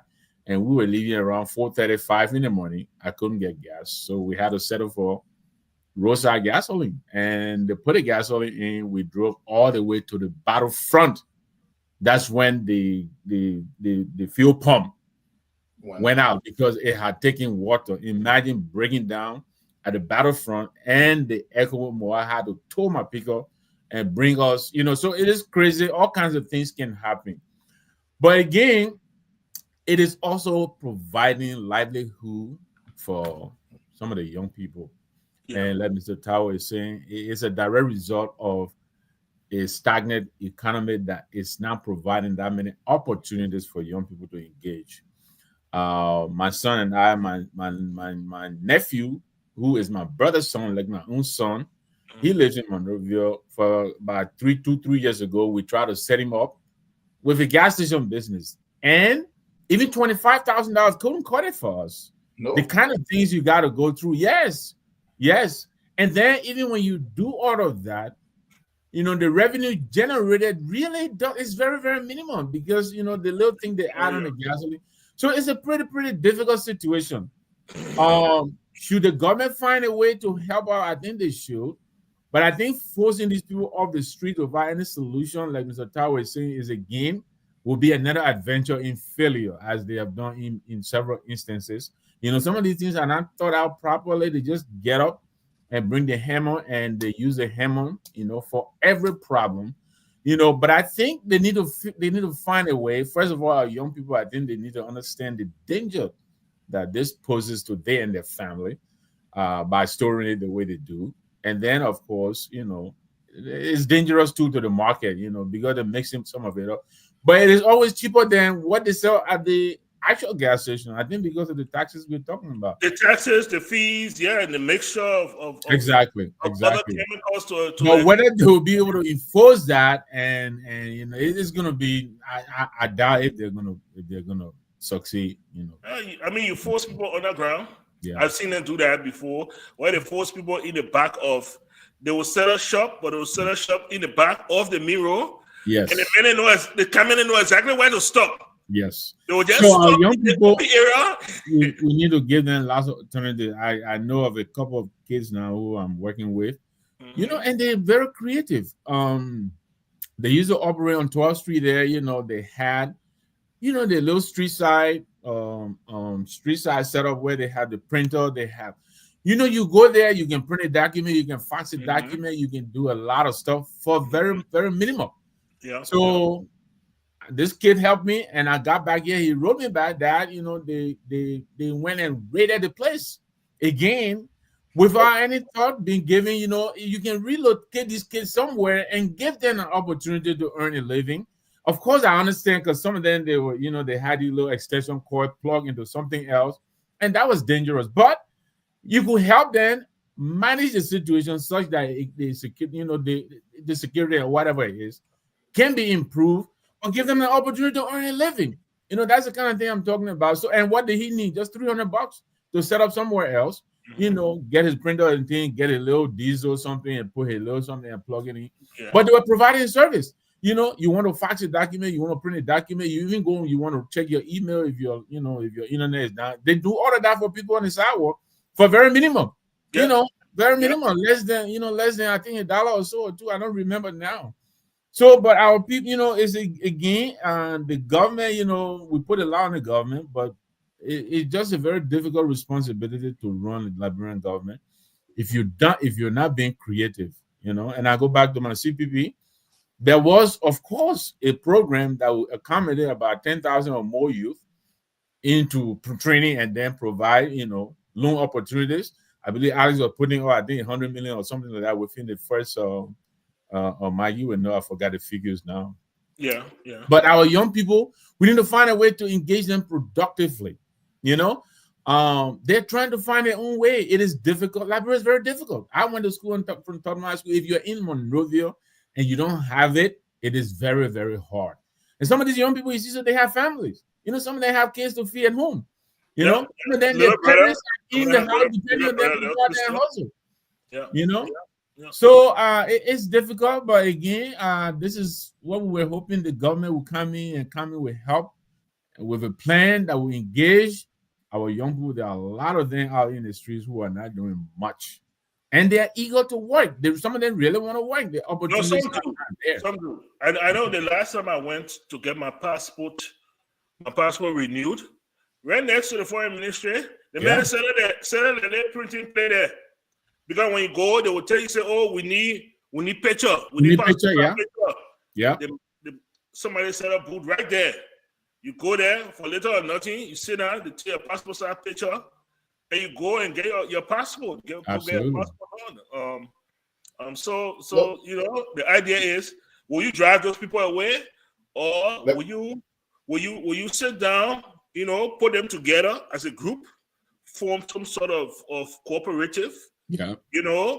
Teach them the basics of business, because that's part of the struggle, and provide them with small business loan so that they can actually put a structure down. If the government's complaint is that you selling gas on the sidewalk is dangerous and government is being lost with revenue, then instead of just driving these people away, Why don't you bring them together? Form cooperatives, put them through short business courses, provide them with small business loan. Let them put the structure down. Let them start to put their hands into real business. Yes. But they can't do it because the less amount of money they get in their hands or mouth. Absolutely. They need that step. And if government can step in and be that anchor that takes them from point A to point B, everybody will not be a success story. 90% of businesses formed in the U.S. fail. Absolutely. People don't know that. Yeah, absolutely. 90% of businesses fail. Yeah. But the 10% that do succeed, they drive this economy. Yeah. They drive this But economy. look, Michael. Yes. Let me add something. Remember some of the stuff that we're complaining about, the mob justice and the crime, right? Mm-hmm. Imagine coming to Monrovia and just decide that all the pimping boys, you're going to keep them off the road. You are creating a huge potential of criminals. Because now that they are not able to, because those kids, when they're on the street and they're working, they're busy, they don't have the time for them to go pickpocket. They don't have the time for them to be running around. So organize things in a way where it works. So that because you don't have the environment now where you can create jobs, and so they're trying themselves. Look, I was in Monrovia, like we all go. The Liberian youth, they're very talented, very smart. When I take a vehicle for me to get the CV John done here in the US, you have to order this one. It come back in 5 days, and this one, that one. We went to a place in around Gibraltar area over the not Lockington but Clarendon area over there. Yeah, I forgot the name of it. They're in the back of those stores are in the front. The kid must have been like about maybe 12 years old, and the other one was like maybe 14. They had a little bag. So we got there. It was my cousin's car was supposed to go in the village, and the thing was kind of. So I said, "No, your CV joint is going to come and loose." So we went there. So I was like, "Man, how they going to do this stuff?" Me not knowing. The 14-year-old came. He said, "Oh, he said, big brother, don't worry." He said, $25. The one that we call sour Texas, which is the gear. He said, "That's the only thing that is bad. They just cracked. They just ran over there, brought 2 of them. He brought the grease. I paid $25. The little one jacked the car up in 30 minutes. They just poured the thing, the whole rod that they have to pour out in the US sent back. He said, you see the rod? Solid iron that can never get damaged. He just hit the thing with hammer. That gear came out, put the grease, put the other one on, put it on there. The vehicle drove very smoothly. These kids in that month, they're all over the place in all areas. Yeah. Nobody is giving them opportunity. Nobody is bringing no national program that bring them into the actual functioning economy in a way that will them. To Mr. Tower's point, and you go right there on First Street, the Lebanese people still cutting hair. Why? Yeah. Why can't our young people be given the training? Given the opportunity to set up shop and they cut, they cut your hair. Yeah. But you go there, and then you go somewhere on 11th Street, there's Nigerians. Mm-hmm. So you go on First Street, they charge you a minimum of, I think, $25 or $30 to cut your hair. They want to do all kinds of stuff, and add on whatever it is. But then you go on 11th Street, the Nigerians are there doing almost the same. They charge you around $5. Mm-hmm. You understand me? So the big difference. But why can't our young people be given the training so that they can get a little, $100 loan, $300 loan, set up shop, put a little generator in, put the AC in, put the glasses in, and they will pay you back and set them up. Set up a series of those shops and let the young people get there and cut hair. You give them the skills, But it may seem simple, but these are just the little things that drive the economy. All of us here, the mom and pop businesses here, that's what drive it. It's not a big industries, the big factory and all of that. No. But our government too, again, sometimes they mean well, but sensitization, information. You got to explain to the people the whys, right? And the how, and the therefore. If you don't do this, therefore, then this is what they're going to do. But they just get up and say, okay, we give you 3 months, stop selling on the sidewalk. But where am I going to go? Why should I stop selling? You You got to call me and educate me and explain to me why and how I could avoid the hazard that you're trying to help me avoid. I might even be able to help you more and make it easier for you. But we always go in and show the strength and the power of the government and all of that. Like Mr. Tao just said, after 2-3 weeks or so, the whole thing falls back to where things were. It's not even sometimes worse. You're absolutely right. You're absolutely right. Mr. Tower said something earlier when we're speaking about education and policy, government policy, and how all this supposed to work together. Several decades ago, the U.S. realized that healthcare workers were becoming short. The citizenry were living longer. And so what did they start doing? Yeah. They started driving people towards healthcare. They wanted more nurses, more doctors. So what they did, they spoke with universities. They started expanding programs. They started providing money, grants to universities. Say, look, we'll provide you a grant if you can open up a nursing school. So all of a sudden, almost every university started opening nursing school because the U.S. realized that they had a nursing shortage crisis that was coming. But that was done because they had the data to show, and then they were able to provide it. And even though that has been done, even though there's a shortage, but it's been minimized because of the forward thinking, of the government. And so that's how they've driven it. And then they look at students and say, well, look, if you go into nursing, we'll provide you with a grant. You got to pay this much. You can pay this much, and we'll do this. And so they provide incentives to drive people through those kind of things. But it's all laid out. It's interconnected. Yeah. You got education, working with commerce, working with the banking industry, so it's a mixture of things.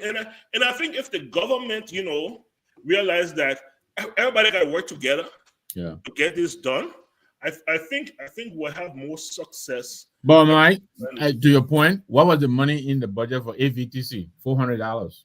Yeah. That's how serious you are with the training. And that's where the young people, that's where they go and get vocational skills and things like that, carpentry, masonry, all these little things. Business. So they can put their own, so they can get to work and be employable and earn a living. But $400, what is $400? I don't know what the intention was. $400. And I bet you though, now you paid out. You say you're only allocated. Yeah, exactly. That means now you be paid out. There's a big difference between allocation and but thank you so much, gentlemen. It has been a great 2 hours. It's been a great 2 hours. We've talked a lot. We have one more topic to go. If you can incorporate it in your closing, that would be great. But it's been a great show.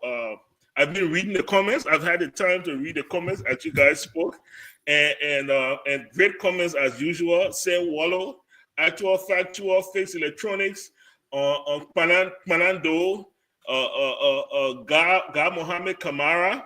Thank you guys so much. You guys are faithful followers every Sunday. You come here with us. Emmanuel Ba, I won't forget you, Chief. So you guys are faithful followers. We appreciate you. Please continue to follow us, continue to share the show. And those who come after and watch and make your comments, we also take time to follow those as well. We appreciate you. But guys, as you gave your closing here, Jimmy Carter Jimmy Carter passed. The oldest living American president has passed. I believe he was the oldest president ever to live that long. Years and men have served 4 years. And man, those 4 years were challenging. But history has been very good to him. History has been extremely good to him. But I can't help but make the connection, because Jimmy Carter was the last U.S. president that interacted with William R. Tubman. 1978. Yes. That interacted with William R. Tubman, and then we saw the next president, Ronald Reagan, embrace the military leader, Samuel Doe. Yeah. And we're reminded of the common saying that the U.S. does not have permanent friends. Yes, they want to have permanent interest. But so just U.S. policy since 1980, 1978, 1979, 1980, up to present, where we find ourselves, the struggles and challenges that we have now. Jimmy Carter has passed. What say you? Please include it in your closing, Mr. Tao. I know you can't be going away. I just prepare myself. All right, ready for you. But when it comes to the U.S. presidency, the way the U.S. function is that, and that is how every country should actually function in some form. The policies that they set, just like we are saying here, where you will say everybody's in competition, so you set policies way ahead of time is beyond any president, and that is a problem we are having. One person want to build park. When he leave, the next person can he want to build road. When he leave, the next person can they want to build latrine, and then they keep abandoning everything else, But Carter as a president, if you look at some of I was in college around 2000 when some of the how you call it, declassified CIA documents on Liberia was released, and I read through a bunch of them. Yeah. And so Turbo's death was playing on Jimmy Carter. Even after Turbo came here, where they were all sitting and he was elected, I don't know, something of man for the Methodists or Baptists, and they were all his death was already planned, pretty much, like he needed to go.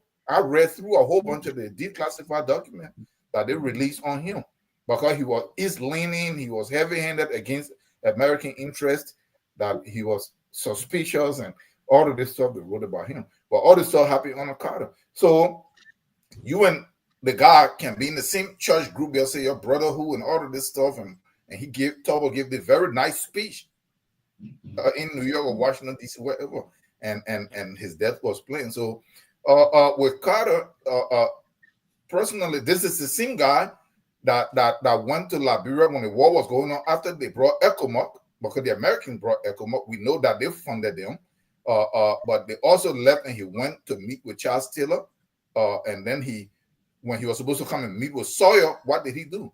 He drove from the Taylor line straight into Monrovia, and when he came in, because I'm trying to give you the inception of Octopus 1992.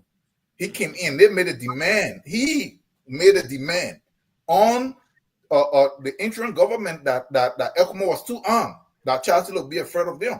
And ECOMOG almost completely disarmed in 1992 before the attack.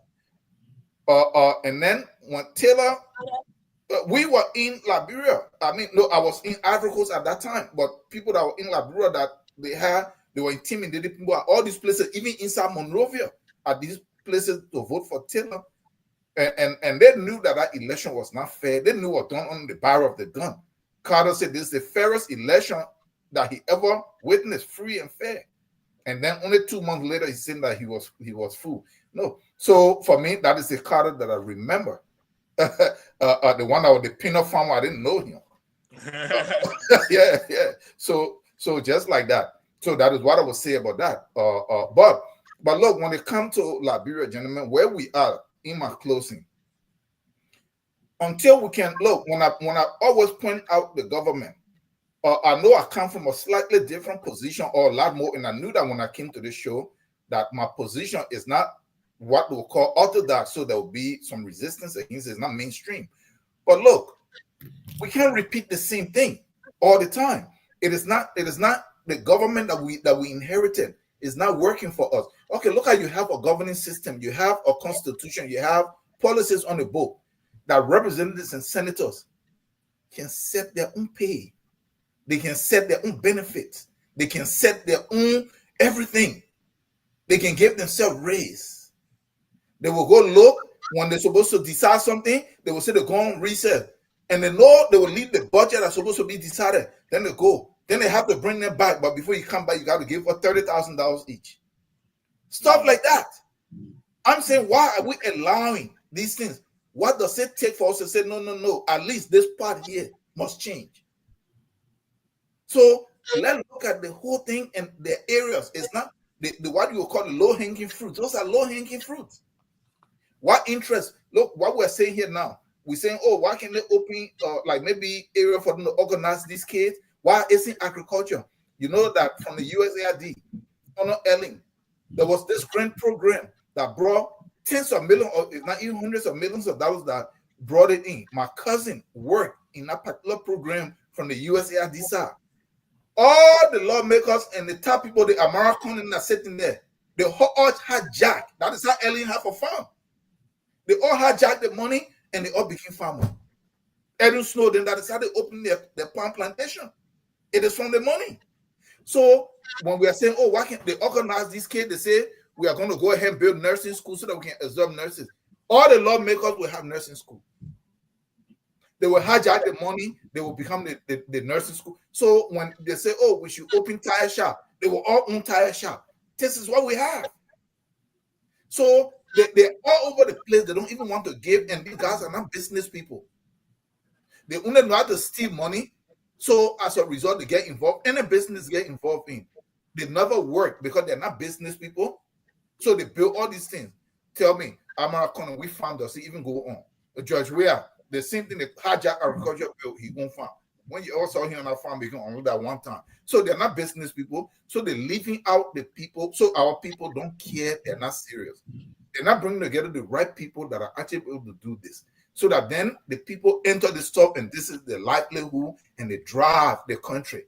This is what we are. My brother, if you even say that we should start water purification system because there is no water, all the top government officials and the people will put that money in it, they will own water company. I mean, So we'll come back to corruption. let us look at some of these laws. Yeah, the corruption is there. But if the laws that are actually sitting there are actually able to make the corruption very easy, why would a representative sit there and decide that he should get 40,000, 45,000 for a car? He can decide for himself. My man, anybody that put you over there, if those kind of conditions exist, the temptation is too heavy. You're going to follow it. But if they make it difficult and it can work, then it becomes a little bit difficult and you can focus. So when I come here and I talk about the system and the government, let us look at some of these things. Let us revisit some of these things.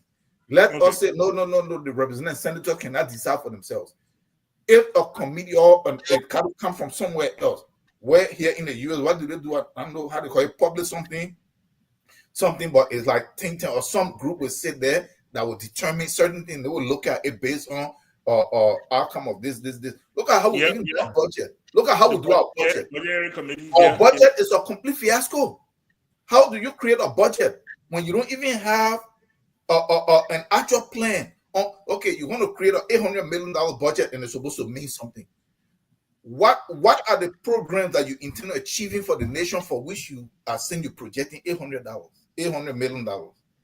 Is it agriculture? Is it trying to produce this much data? Is it building more roads so that then the country open up? They just create the budget. Then after they create the budget, then they try to not allocate the money. No, you create the program first. You draw out the policies first that are projected 5-10 years in advance. Then you create the budget and you allocate. Then based on what you allocate to these things, that is what determines. You say, okay, from now to 2029, we want to build maybe 700 miles of paved road in these areas too, and we'll do this. We want to open it. We want to build 4 dams and this one, that one. Based on that, how much will the road cost? How much will the dams cost? How much will the hospitals cost? That is how your budget come about. But like, they just throw number around. So what we have is not budget. Thank you very much. Number. That is why they can never really meet it, and if they don't meet it, it really doesn't matter because it's not meant to support anything, only for it to be looted. Okay. All right. Thank you very much. Thank you very much. Mr. Langway, your closing, please. So, and you know, this Tower man, you getting a chance, we'll talk all night here and not stop. So, I'll try to keep it short. But first of all, you recognize a few people. I haven't really recognized a few in my own household. I know my wife, who is the VP of Yola, Emmanuel Miko Balazer Nagwe. She watches religiously. I also have 3 boys in the house, but my first boy, he has taken interest in watching the show. He's going back, a number of episodes, and he has a lot of good things to say about the show. So that's my boy Al James Nagby. The other two guys, Victor and Maya, they don't watch much. So shout out to him for giving me positive feedback. I just sent him the link. Apparently, the Facebook link is not working, so now I know. I sent him the YouTube link. Yes. So, but Jimmy Carter, I would consider Jimmy Carter in the context of the Democrats, and then I'll look at him individually. The Democrats, I believe they have a conflicted policy. Locally, they claim to champion the cause of the minorities, immigration, social services, and all of that. But then externally, it is very confusing. I mean, we know that Bill Clinton was in office when Rwanda happened, even though he later on apologized. He was also in office when the 2,000 Marines were sitting on the waters in the back of the executive mansion in Monrovia. It was George Bush who came in and told, I believe it was Babangida or Buhari, one of them, and told them the Charles Taylor is not turned over. Even though you are here in DC, you're not coming to the mansion. Mm-hmm. And that's how Charles Taylor was turned over between between Nigeria, I think, and Cameroon and stuff like that. So it's very difficult to understand, and like you said, Mike, I think it's all about the interest, not necessarily about friendship. So they have the policy, outfit, you come in, you got to fit in. Even Obama came in, and a lot of us knew we're not going to change much substantially because there's a system. You got to fit in the system. But Jimmy Carter, yes, you're right. Jimmy Carter came into Liberia, I think it was 96. He went in Charles Taylor land and demanded ECOMOG to reduce. It was 92. I'm sorry? 92. Okay. 92. Was it 92? The ECOMOG? Yep. I mean the April 6th. The April 6th that happened? Yeah, no, Octopus. Operation Octopus. Go ahead. Jimmy Carter came to Liberia. Go ahead. Yes. But anyway, he went and heavily pressurized ECOMOG to reduce the armament and thereby giving Charles Taylor the advantage to launch Octopus. I was in Monrovia when Octopus. That thing was scary. You understand me? Jimmy Carter, there were allegations about diamond and all of that, whatever it was. But I think he misadvised ECOMOG, whether it was intentionally, but I've always questioned his motives for that. But he went back there, came back to Monrovia, convinced ECOMOG and Dr. Sawyer, the IGNU, and all these people, and that's how Charles Taylor was able to. He almost overtook Monrovia. Almost did. So Jimmy Carter, he was in there for 4 years. He didn't get reelected. I don't really have much fond memory of his presidency, but I remember that. However, he has left us, and I wish him well. I hope God will receive his soul, because I believe I think Mr. Tower said that he did a lot much good work outside of the White House than he did when he was. I think he's probably the only president who probably did a lot more after his presidency than during his presidency. He did a lot of good. The Carter Foundation. A lot of my friends work for the Carter Foundation in Monrovia, not just because he employed people, but the kind of work they did, election monitoring, a lot of stuff that they do around the world. And, he will be greatly missed. And, thank you guys very much. A very good show tonight. And thanks also, like you said, Mike, to our audience. They've been pretty interactive tonight. Appreciate that. Awesome. Thank you so much, Mr. Nangwe. And thank you again, Mr. Tao. Yeah, my memory of Jimmy Carter during his presidency was gas lines. Mm-hmm. Like Americans had to get in gas lines. Yes. I think was it 74? 83. No, was it 83? No, 78. So it was 78, 79, I believe. Yeah. Yep. The OPEC crisis, yes. Yep. And I also remember the Iran crisis. The Iran hostage crisis. Yes. Those were the Jimmy Carter years. Yeah. Yes, and Reggie came in and quickly, Yes. But Mike, you mentioned something which I forgot to mention too, which is important. Carter was the last president to visit Togo. I know Mr. Flemister's narrative may have been around for a while, but I just read it last week. And he does say a lot when you read what he wrote. He claiming to have been witness to some of these things. And then when you just oppose that on Carter's last visit to Togo and how Togo was removed and all of that, again, coming back to America's interest and no friends and all of that, because I understand Togo was really, he was standing in the way of what the Americans wanted to do in West Africa, specifically in Liberia. Yeah. It's and I think that's a story that needs to be told. Yeah. Because when we talk about Togo, we only talk about the Congo Native divide. We talk about the lack of opportunity for young Native people, but we never talk about the African politics that Mr. Tao like to talk about. That those people were all about. Man, nobody listens to Tao, man. Go ahead, Mike. Let Tao go and rant. Nobody listens to.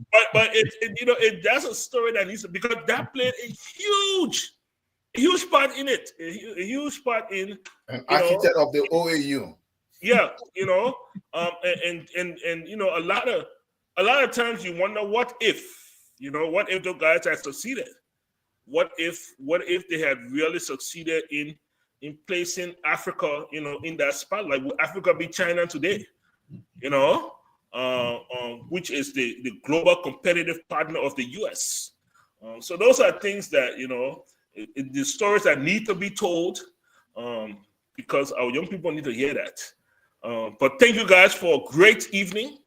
Once again, our hearts go out to our chief host, Mr. Jerry Gaiman, who lost his brother, I believe. Yeah. And, on his family duties. And to our other guys who are out there in the world, wherever in the world, lounging. We're holding the ground, people. Okay. But it's a great show. Thank you guys so much. Yeah, Mike, I hope Anthony is okay. He didn't succeed in coming on. Yeah, I'm not sure what to do. Yeah. I sent you the link again. I sent Anthony the link again. Okay.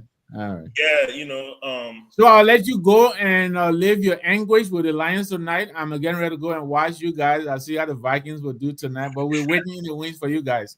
All right, thank you so much. You guys have a great evening, you all. All right, you too. We all love you, man. Liberia is our